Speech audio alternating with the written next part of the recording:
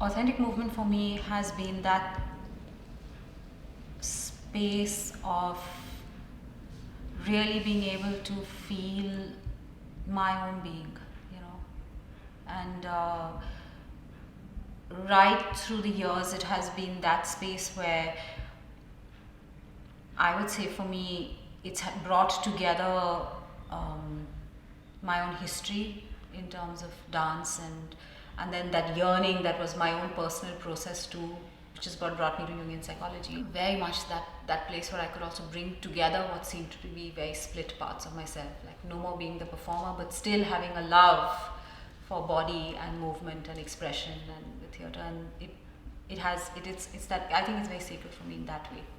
Also a way of really feeling presence and embodiment. I can fly off into my head very easily, you know, into this world of thoughts, and it really is a way of coming back to earth. It's like being led by something else. I would say, I don't know whether we want to call it psyche or energy or whatever, but it's really being led by psyche. And that's why also it's like a breaking out of the persona, because to dance is very much that part of me that is also that, you know, the ability of the dancer to be so, everything is constructed, you worked at it and you can be perfect, but to actually do authentic movement means you just, you know, there's so much, there's no barrier. You're really letting psyche and body speak. And I think that's it. It's also about surrender in a way, you know. The ego is not so much in control, you have to step back.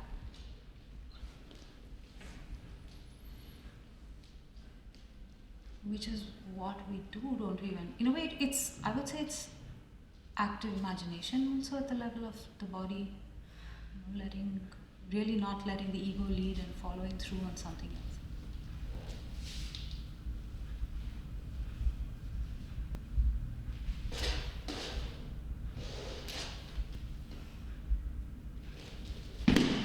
Jung's idea of the unconscious as,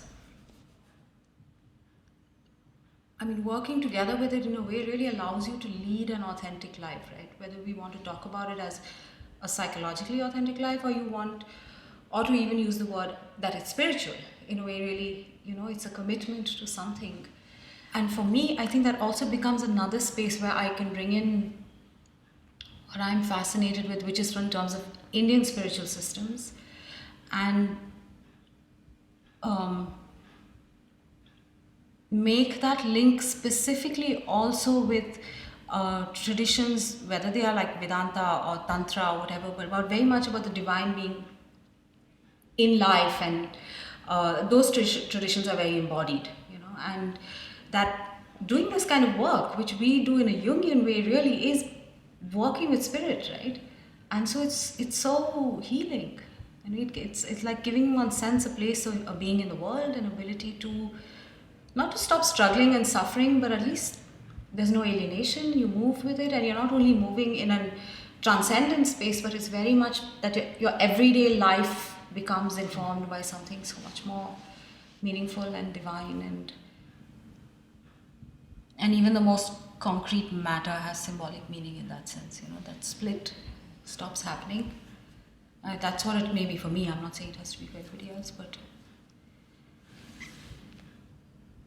I'm very grateful for it.